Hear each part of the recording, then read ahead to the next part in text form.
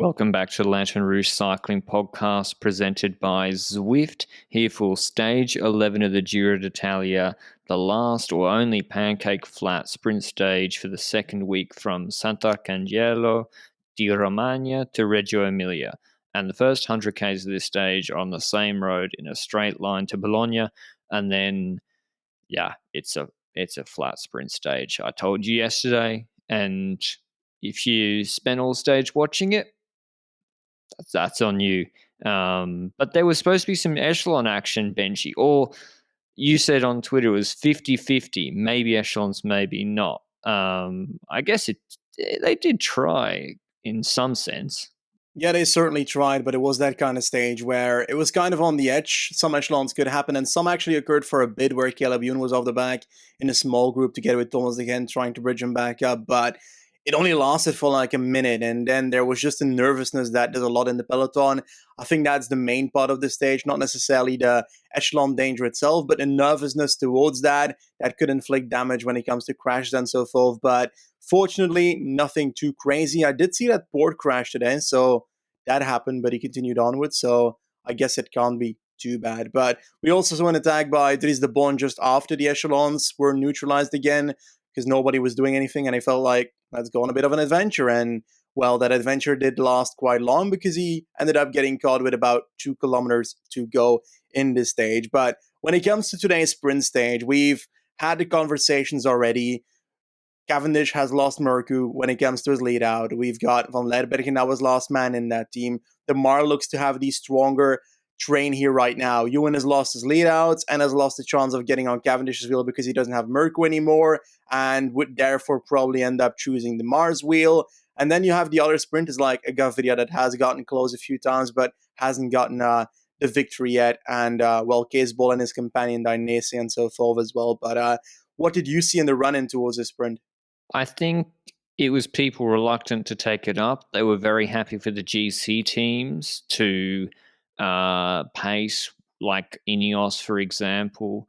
DSM were at the front, but no team really taking massive control, and that's why De Bont lingered on the front for ages, even though he looked cooked. Like with 3Ks to go, it was still like 13 seconds, and then 1.7, it was still like 8 seconds. And I think, GC teams at the front. I think Van Sevenant or Knox were pacing on the front for Quickstep, but they're short trains here. And I didn't say the other day correctly, Zerlig's not here, who's been the best lead-out man for Ewan. He didn't get through Blockhouse. So Ewan's down a man, and that's why it was just a messy sprint. This one, luckily no crashes. That was good. It was a pretty safe and clean sprint, but a messy one. Before we get into that last 1,500 meters, a word on our show partner, Zwift, the cycling app that makes training fun, and the choice of MVDP, who De Bont was up the road because MVDP was not willing to mix it up in this sprint. He didn't contest it at all.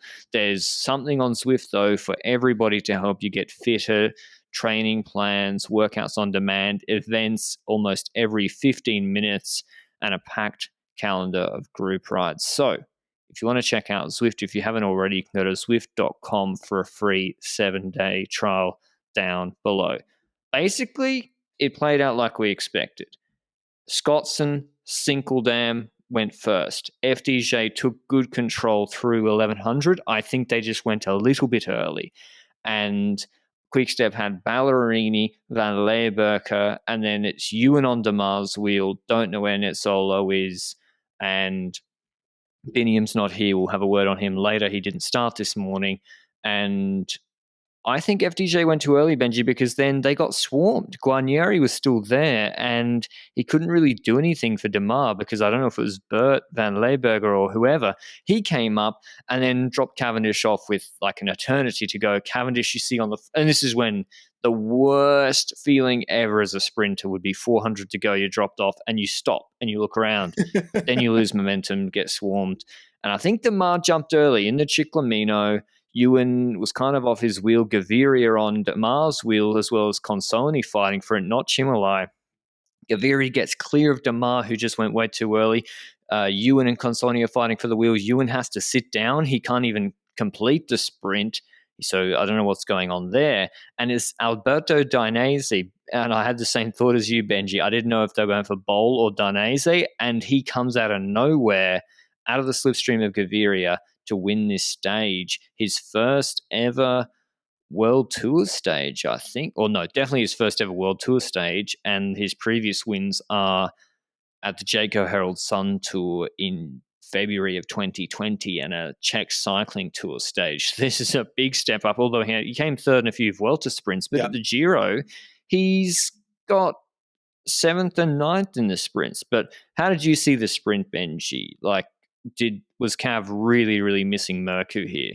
Certainly, but I think it also comes down to Groupama not doing it perfectly as well. The moment that Single Gum, that's not a rider, Single Dumb goes to the friend, was when they basically went around the last corner to the line. And that last corner, Groupama takes the inner corner, but Single Dumb isn't fast enough. And because of that, Van Lerberg, who's sprinting next to him with Cavendish in the wheel, gets past him. And because of that, Single Dumb also feels like, okay, I'm done for, but he kind of just stays in the same line and moves backwards. But the problem is Guarnieri is behind him. So Guarnieri has to try and go around in that corner with Demar in the wheel. And therefore, that's how Demar and Guarnieri lose like 2 positions. And I'd rather blame Sinkeldam's move to draw back in that corner than Guarnieri's move of not being fast enough afterwards as the reason for Demar being relatively outpositioned in that corner. But afterwards, Demar switches to the wheel of, I think, Caleb Ewan, who was on the wheel of Cavendish, who was on the wheel of Van Lerberg, who, like you said, Van Lerberg just like stared behind and was like, mate, I'm done, mate. Gav, it's your turn with 400 meters to go. But that wasn't happening. And you're right that Gav had to respond too early. And because of that, he had no real chance of like, because like the thing, if you're at the front at that moment, you can wait and try and wait until another rider flies past you. But the problem is you need to keep momentum. And to do so, you're spending energy as well. So you're either like stopping and sprinting to a wheel instantly, or you're keeping up riding and hoping that someone picks up the pace behind you and goes past you and you can jump on their wheel. But it wasn't fast enough. And I think it took a bit indeed. But Dainese is like in such a meh position with a solid, I don't know, he's like in a terrible position in this stage where when they go through that last corner, like 10th wheel, 9th wheel, stuff like that. So Boll didn't even give a good lead out. Yeah, exactly. And in the end, he just flies past a lot of people. Perhaps the wind was from the other side, so the benefit of the draft, I don't know in that aspect, but he ends up being faster than Gaviria on the line. Disappointing by Ewan. Ewan was in a good position in this final stretch. He dropped already in echelons, had to do a 65-kilometer time trial yesterday, but still I expect more from Ewan in that position. And if he's the fastest sprinter in the world, then he should win from that position, as simple as that, and that's not the case today. And Dainese, nice victory. Those Velta stage wins, I think we kind of foreshadowed that we expected something from him this year in our Sunweb preview, DSM preview. Yeah, I expected nothing. Really? I was expecting a move up in some shape or form. Angie, you can come fourth in a Vuelta sprint in the third week. That's not true. You could, I reckon. I disagree with that. I'm being facetious, but yeah, he's improving. But it is true. Like this year, Benji, Saudi Tour. I don't know if they were interchanging him and Boll, which is, by the way, note to any teams: do not do the you do one sprint, I do one sprint interchanging. We saw that with Pedersen, Turns, and Sturven, and I think DSM maybe did it or weren't doing it with Nizzolo, with Dainese and Boll, but I heard that somewhere. Just don't do it. Just pick one for each race. But yeah, he came like 5th as his best result in one of the Saudi sprints. He managed a top 10 in one of the UAE sprints. Although I'm just checking to prove my theory. No, he wasn't competitive in any of the UAE sprints. He came 5th in the last Tirreno sprint, which was very messy, so kind of reminiscent of this. So he's not really. And then Turkey, nowhere near. Yeah, just right place, right time. I think it's a Bauhaus-like victory, if that makes sense. Like the one thing that happened. Now, I don't expect him to like double up in the next 2 days unless he's like somewhat lucky in some shape or form. But I think it's a good victory for him and for the team, and it's as simple as that. And I was a bit disappointed. I was hoping when they crossed the line that it would be the 1 day per year event that Casebolt would win a sprint stage because he'd had that one sprint per year that he's good at. But apparently we're still on 0 for him this year, so I'm waiting for that to occur at some point in this season. But hey, if he has to lead out Dainese from this point onwards, he might not get the chance anymore. But I think that's roughly all I can say about the sprint stage. Perhaps needs a lot being disappointing again. Yeah, I don't know what's going on with Nizzolo. Like, you look at his 2021, he wasn't good all the time, like in terms of winning, but like Giro, he came second, and then won a sprint. And here he's like finishing 2 spots in 11th ahead of his leader, Manzabal, in 13th. He came 3rd and 5th on stages 5 and 6, but yeah, not working for Nizzolo, and they need the points. But yeah, I should do the full top 10. Dainese ahead of Gaviria, Consoni 3rd, Demar 4th, Ewan 5th, Cavendish 6th, Edward Turn 7th, Modelo 8th, Bauhaus 9th, Lawrence Narson ahead of Nizzolo in 10th. And I feel bad for Gaviria. Imagine if you told him, Fernando, today you're going to beat Ewan, Demar, and Cavendish easily, but you're not going to win. He'd be like, come off it. And yeah, Dainese just came later. But we've got some other news to talk about, as well as previewing tomorrow's stage, which is a little bit more complicated. But before we get into that, mention our supporting sponsor, GCN Plus, where you can watch every kilometre live and ad-free of the Giro d'Italia worldwide, excluding New Zealand. Catch up when it suits you with full stage replays, on-demand highlights available on any screen, so you can watch anytime, anywhere. And tomorrow's stage, indeed, is going to be one to watch, I think, from, I guess, the last 2/3 of it. I would say there's some hills that really will see, I think, maybe Albertson try for MVDP again. But all LRCP listeners from the US, UK, Australia, Canada, Germany can get 25% off an annual GCN Plus subscription, which is already good value at full price, by heading to gcn.eu/LRCP in the description down below. But tomorrow, Benji, climby sprinty boy stage, we have a gradual climb up to the Passo del Bocco, 6Ks 4%, Artisan Falls flat, descent, then 9Ks 4%, descent, then 4.3Ks 8%, which crests, quick maths, 32Ks from the finish. And some little rollers too. Some Remy Cavagna suicide attack rollers with about 17Ks to go. I like MVDP for this. Intriguing. I think this is a breakaway stage, in my opinion, at least. And I think the hills in the end are the ones that are shouting that to me. But I also want to mention that I think the Passo del Bocco is the climb that Wouter Wayland unfortunately passed away on back in the day. And I think this is the first time we visit that again since that moment in the Giro. So a bit of a special moment in that aspect. But I think indeed that this stage, I think this is a breakaway stage. And it kind of reminds me, perhaps the climbs are less, but of that Gaudu versus Colbrelli stage from the Tour last year where, it was kind of boring, wasn't it? I think it's a little bit softer than that one, the one Conrad won. That had, I think, like proper climbs in it. Let me just check to confirm. But yeah, that you're right. It did have some longer climbs, but that was more like 13K, 7%. Yeah. Yeah, you're right. Like, because with Biniam gone, that's another, because Alpecin would have had an ally to help control the break. Mm-hmm. And now it's all on Alpecin because Demar, he's looking in fantastic shape. And Demar in Giro 2020, when he was previously in fantastic shape, he won a stage like this when Sagan and Bora couldn't drop him. But then 4Ks, 8%. You're right. It's Desfation, secondary train victory coming in. Yeah, I mean, he'd be perfect for it. He was climbing unbelievably well on Blockhouse. I think you're right. I think it's just a little bit hard. Like, that's just too much to ask of Dries de Bont and Senna Lace. I think so. Okay, leading towards breakaway. But who will we see in it? If you're MVDP, Benji, do you just get in the break? I think yes. Like, he's at this Giro and he doesn't want to do flat sprint stages. So apparently the breakaway stages are the ones that he's going to focus on. And I think this might be the one that they might do it. I think I agree with the fact that Intermarché not being in this race is a loss for Alpecin technically, because then you'd have two teams controlling it, which now you likely won't unless, like you mentioned, Groupama kicks in for that. But I don't think Lotto will make the same mistake when it came than yesterday with controlling as well for a stage that you can't do well on.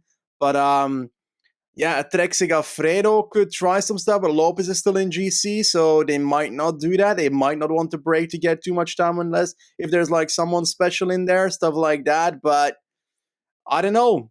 I feel like I'm leaning towards. I forgot which rider I said, by the way, but like a good Magnus Cort Nielsen would be good on the stage as well. But we haven't seen that yet, unless like the first stage you count that aspect. But yeah, I forgot which rider I mentioned, but Tesfazion. Yeah, Tesfazion. I'm going with Simon Yates from the break. Ooh. Is he too far back to get in the break? Too far back? Yeah, where's he on GC? He's on 24. Like 20 minutes? He's on. Listen, Bike Exchange. This is what you have to do: get Yates in the break with Jules Jensen and Hepburn with some engines to get him over Bocco, and so he doesn't have to pull there. Go for the stage win with Yates, but also try and take back 5 minutes on GC, Guillaume Martin style, get yourself back in the fight. Hopefully his knee's improving. I mean, he was attacking the other day. The rest day, maybe it's improving. I don't know. That's what I would do if I was them. Otherwise, what's the point of being here?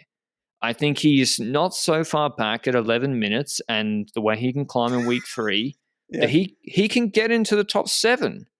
So I think he has to do that, and they have to do that tomorrow. So I'd really, and Jules Jensen was aggressive, I think, again today. Like Beck's being much more aggressive. They got Craddock, Hepburn, Jules Jensen, Sobrero. They should all try and get in the break. Maro Schmidt. Yeah. I mean, I say that about Yates. It's 30K from the finish. You really want someone with a fast, flat sprint, although Yates is quite quick. I'm going with Schmidt from the break, Benji. Okay, you're allowed to do that. That's it for our predictions when it comes to the stage, then, right? It is. And so the big news, which we sort of alluded to, was after the stage yesterday, Biniam wins, historical win. And he gets onto the podium, and everyone's sort of on Twitter. We were all exciting, maybe not watching the podium. And then suddenly you see the news he has injured his left eye when popping the cork from the Champagne Magnum. I'm not sure if it's technically Magnum size.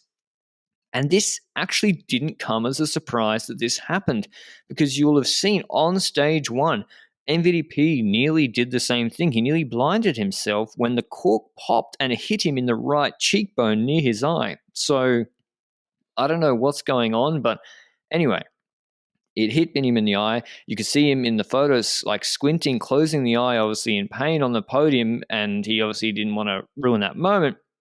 But then it came out that he's gone to hospital, and we saw him with an eye patch afterwards. So the question was, would he start today? And they released a statement, Benji, this morning to that effect. Yes, certainly. A video that included Biniam thanking everyone for all the support and so forth, thanking the team, and eventually saying that he needs to rest so that his eye can have eye power again. That's his literal words, but I love how he mentioned that. He seemed to be quite positive about it. Not necessarily, he's a bit sad, obviously, but he ended up DNSing, not starting today's stage, and probably for the better, because I spoke to some people at the team of Intermarché. For the first 2 hours, he was unable to see through that eye, so that's not good. And eventually, I think I got a message at like 2 a.m. that his eye was getting better, but he still couldn't completely see. So I think it's a very wise decision, despite me not having a doctorate in eye-related things, that he is not starting today. He's gotten the goal that he wanted at this race, which was winning a stage.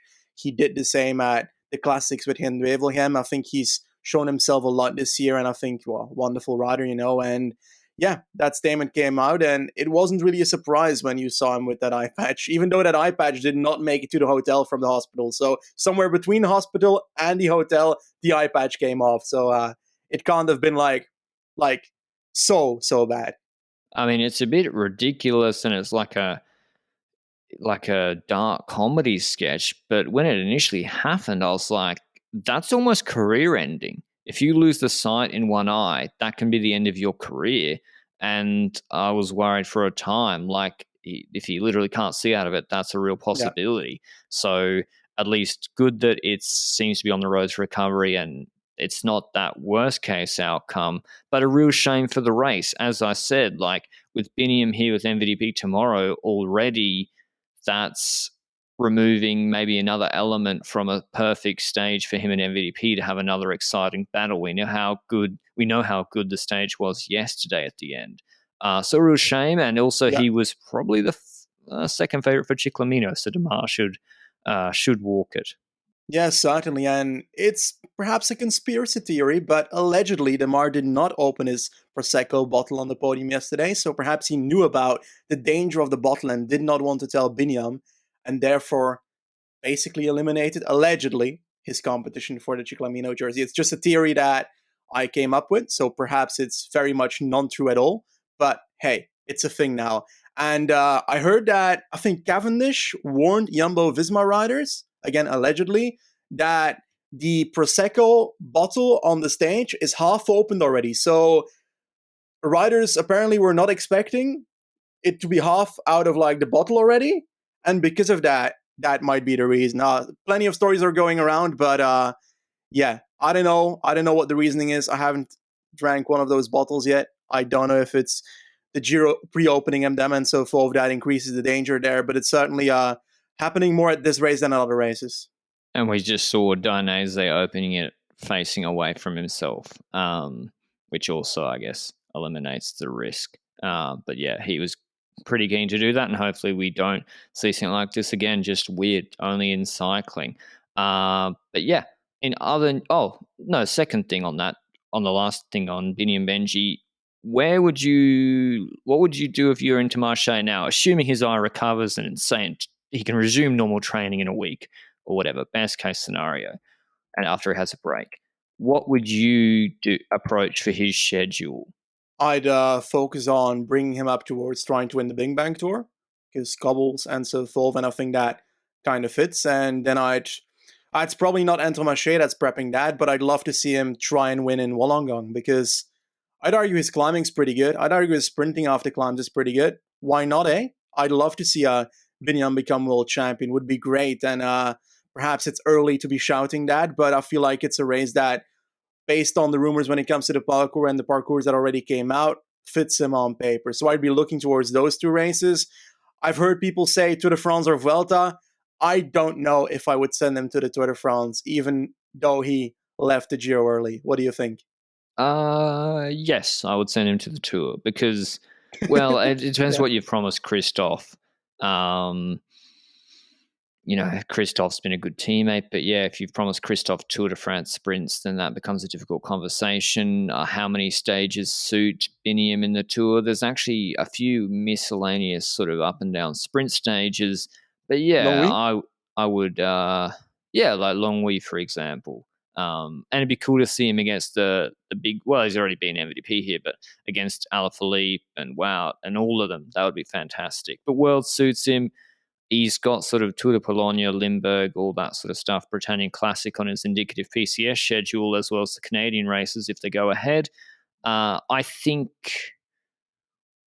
World's a little bit.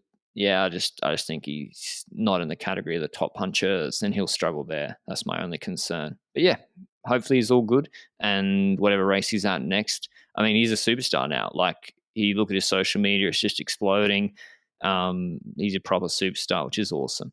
But that's all from us today. Thanks for listening. As always, thanks to Zwift, our show partner, for supporting LRCP. We've got a stage that I really am not confident in how it will go tomorrow. Could be a sprint, could be a small sprint, could be a lone breakaway. Don't really know. Depends how they ride it. Make sure you catch it on GCM Plus. That's where to watch it live and on demand. But otherwise, we'll see you with the Stage 12 recap tomorrow.